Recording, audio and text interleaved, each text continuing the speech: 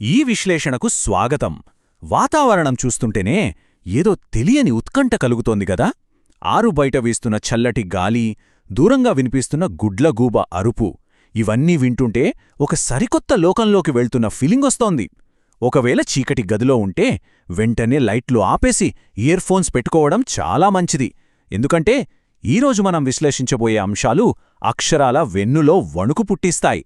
మనం చూసే ఈ సాధారణ ప్రపంచం వెనక దాగియున్న భయంకరమైన నిజాలను ఇప్పుడు లోతుగా విశ్లేషిద్దాం. ఇదొకటి తరచూ మన మదిలో మెదిలే ప్రశ్న. అసలు చీకటి పడ్డాక దాగి ఉన్న ఆ రహస్య ప్రపంచం మేల్కొంటుందా? సైన్స్కి ఏమాత్రం అందని, లాజిక్కి పొంతన లేని కొన్ని భయంకరమైన వింతైన సంఘటనల గురించి ఈరోజు తెలుసుకుందాం. వీటన్నిటికంటే ముందుగా నిర్మానుష్యమైన హైవే మీద ఎదురయ్యే ఆ భయంకరమైన ఏకాంతం ఎలాంటి పరిస్థితులకు దారితీస్తుందో చూద్దాం. మన మొదటి అంశం, రోడ్డుపై అదృశ్య ప్రయాణికులు. రాత్రిపూట ప్రయాణమనగానే రోడ్డు పక్కన లిఫ్ట్ అడిగేవాళ్ల భయానక కథలు మనం చాలానే వినుంటాం కదా. కారు అద్దాలపై పడుతున్న భారీ వర్షం, వేగంగా కదులుతున్న వైపర్స్, ఈ వాతావరణమే ఒక రేంజ్లో ఉత్కంఠను క్రియేట్ చేస్తుంది. సరే, ఇప్పుడు అసలు విషయంలోకి వెళ్దాం. ఇక్కడ రెండు వేరువేరు సంఘటనల నేపథ్యం అచ్చం ఒకేలా ఉండటం మనం గమనించొచ్చు. విజయవాడ హైదరాబాద్ హైవే మీద ఒంటరిగా వస్తున్న క్యాబ్ డ్రైవర్ రవి, అలాగే ఒక దట్టమైన చీకటి అడవి గుండా ప్రయాణిస్తున్న శ్యామ్. వీళ్ళిద్దరికీ ఎదురైన పరిస్థితి ఒకటే. అర్ధరాత్రి 1 గంట సమయం, కుండపోత వర్షం, కారు హెడ్లైట్ల వెలుతురులో నిలబడి లిఫ్ట్ అడుగుతున్న ఒక ఒంటరి ఆకారం. రవి తన క్యాబ్లో ఆ అమ్మాయిని ఎక్కించుకున్న తర్వాత ఎక్కడికి వెళ్ళాలి మేడం అని అడిగాడు. దానికి ఆమె చెప్పిన సమాధానం, ముందుకు వెళ్ళండి, నేను చెప్తాను. ఈ మాటలామె చాలా నెమ్మదిగా ఒక రకమైన చల్లటి గొంతుతో చెప్పింది. అద్దంలోంచి చూసినప్పుడు ఆ అమ్మాయి ముఖం పూర్తిగా పాలిపోయుంది, కళ్ళు భయంకరంగా ఎర్రగా ఉన్నాయి. ఆ క్షణంలోనే ఆ వాతావరణంలో ఏదో తెలియని మార్పు మొదలైంది. ఆ తర్వాత రవి ప్రయాణం క్రమంగా ఒక పీడకలగా మారిపోయింది. ఆ అమ్మాయి వర్షంలో పూర్తిగా తడిసిపోయినా సరే కనీసం ఊపిరి పీల్చుకుంటున్నట్లుగా కూడా రవికి అనిపించలేదు. క్రమంగా ఆమె గొంతు కీచుగా, కోపంగా మారింది. ఊరు జనసంచారం లేని ఒక పాత మట్టి రోడ్డులోకి కారుని తిప్పమని గట్టిగా ఆదేశించింది. తీరా అక్కడికి వెళ్ళాక చూస్తే అదొక పాత పాడుబడిన శ్మశానం. రవికి అక్షరాలా గుండె ఆగిపోయినంత పనైంది. అచ్చం ఇలాగే అడవిలో శ్యామ్ కారెక్కిన ఆ అమ్మాయి కూడా నన్ను ఇక్కడే దింపేయ్ అని గుసగుసలాడింది. ఆ చల్లటి మాట వినగానే శ్యామ్ ఉలిక్కిపడి రియర్ వ్యూ మిర్రర్లో చూశాడు. ఒక్కసారిగా గుండె వేగం పెరిగిపోయింది. ఎందుకంటే వెనుక సీట్లో ఎవ్వరూ లేరు.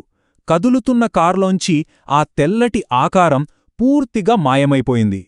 ఇక్కడ నిజంగా ఆసక్తికరమైన విషయమేంటంటే, ఈ రెండూ అదృశ్య ప్రయాణికుల సంఘటనల్లో వాళ్లు వదిలివెళ్లిన భౌతిక ఆధారాలు. రవికారు లాక్ చేసి ఉన్నప్పటికీ ఆ రూపం మాయమైంది. కాని సీటు మీద రక్తంతో కూడిన మట్టి, 100ఏళ్లనాటి పాత రాగినాణేలు మిగిలిపోయాయి. ఇక శ్యామ్ కారులో చూస్తే కదులుతున్న కారులోంచి ఆకారం మాయమైనా సీటు కవర్లు పూర్తిగా వర్షపు నీటితో తడిసిపోయి ఉన్నాయి. ఆత్మలు మాయమైనా సరే ఇలాంటి భౌతిక ఆధారాలు వదిలివెళ్లడం మనమిక్కడ ఖచ్చితంగా నోట్ చేసుకోవాల్సిన పాయింట్. తర్వాతి సెక్షన్, పగిలిన అద్దం, చీకటి రూపం. హైవేల మీద కనిపించే ఆత్మలు భయపెట్టి మాయమైపోతే కొన్నిసార్లు మూసి ఉన్న గదులు మనుషుల్ని శాశ్వతంగా తమ ఉచ్చులోకి లాగేసుకుంటాయి. దీనికొక బెస్ట్ ఎగ్జాంపుల్ చెప్తాను వినండి. కార్తిక్ అనే కుర్రాడు కొత్తగా ఒక ఇంట్లోకి అద్దెకి దిగాడు. ఓనర్ చెప్పాడు, బాబూ, ఆ చివరి గదికి తాళం వేసుంటుంది, దాన్నెప్పుడూ తెరవద్దు అని. మొదటి వారం రోజులు కార్తీక్ దాన్ని పట్టించుకోలేదు. కాని ఒకరోజు రాత్రి సరిగ్గా 3 గంటలకు ఆ గది లోపలి నుండి ఎవరో గోరుతో గోడని గీకుతున్న శబ్దం. కార్తీక్ మెల్లగా ఆ గది తలుపు దగ్గరకు వెళ్లి కీహోల్ గుండా లోపలికి చూశాడు. లోపలంతా ఎర్రగా ఉంది, ఏమీ కనిపించడం లేదు. మరుసటి రోజు ఓనర్కి ఫోన్ చేసి లోపలంతా ఎర్రగా ఉందేంటి అని అడిగితే దానికి ఓనర్ భయపడుతూ చెప్పాడు, ఆ గదిలో చనిపోయిన ఆఖరి అమ్మాయి కళ్ళు ఎర్రగా ఉంటాయి అని. అంటే కార్తీక్ చూసింది గదిని కాదు, ఆ దెయ్యం కంటిని. వింటుంటేనే భయంగా ఉంది కదా. ఇలాంటిదే మరో సంఘటన. ఒక పగిలిన అద్దం గురించి ఇప్పుడు తెలుసుకుందాం. అసలు దెయ్యాలు భూతాలు లేవని వాదించే కిరణ్, సురేష్ అనే 2 కాలేజ్ స్టూడెంట్స్ ఒక పందెం కాశారు. ఊరి చివర ఉన్న పాడుబడిన బ్రిటిష్ బంగ్లాలోకి రాత్రిపూట వెళ్లారు. లోపల అడుగేస్తుంటే కిర్రుమనే పాత తలుపులు, పైకప్పుకు వేలాడుతున్న గబ్బిలాలు. ఆ వాతావరణం చాలా భయంకరంగా ఉంది. అక్కడే ఒక గదిలో వింతైన చెక్కచెక్కడాలున్న ఒక భారీ పురాతన అద్దం వాళ్ల కనిపించింది. అక్కడ సమయం గడిచే కొద్దీ భయం ఎలా పెరిగిందో చూడండి. మొదటి 10 సెకన్లు కిరణ్ అద్దంలో చూసుకుని సరదాగా నవ్వాడు. కాని 11వ సెకనుకి తన చెయ్యి కిందకు దించినా అద్దంలోని ప్రతిబింబం మాత్రం ఆ చేతిని అలాగే పైకి ఉంచింది. 16వ సెకనుకి ఆ ప్రతిబింబం భయపడుతున్న కిరణ్ వైపు చూసి చాలా క్రూరంగా నవ్వింది. ఆ తర్వాత 25వ సెకనుకి అద్దంలోంచి ఒక ముడతలు పడిన నల్లటి చెయ్యి బయటకొచ్చి కిరణ్ గొంతు పట్టుకుని ఒక్కసారిగా ఆ అద్దం లోపలికి లాగేసుకుంది. గట్టిగా అద్దం పగిలిన శబ్దం మాత్రమే పక్కనున్న సురేష్కి వినిపించింది. ఇక్కడ కిరణ్కి అసలు ఏం జరిగింది? మరుసటి రోజు ఉదయం ఊరివాళ్లు వెళ్లి చూస్తే అక్కడ పగిలిన అద్దం మాత్రమే ఉంది. కాని కిరణ్ ఆనవాలు ఎక్కడా లేదు. దీన్నే పారానార్మల్ నిపుణులు కర్స్డ్ ఆబ్జెక్ట్ లేదా శిపించబడిన వస్తువు అంటారు. చూట్టానికివి సాధారణ పురాతన వస్తువుల్లాలే ఉంటాయి, కాని వాస్తవానికి ఆ చీకటి రూపాలు నివసించే ప్రపంచానికి ఇవి ఒక ద్వారంలాగా పనిచేస్తాయి. కిరణ్ ఆ చీకటి ప్రపంచంలోకి శాశ్వతంగా లాగబడ్డాడు. సైన్స్ కందని భయాలు, లాజిక్ లేని నిజాలు. మనం ఎంత వివరంగా విశ్లేషించినా సరే ఆధునిక సైన్స్కు కూడా అందని ఎన్నో ప్రమాదకరమైన విషయాలు ఈ చీకటి ప్రపంచంలో మిగిలిపోయాయని మనకు చాలా స్పష్టంగా అర్థమవుతుంది.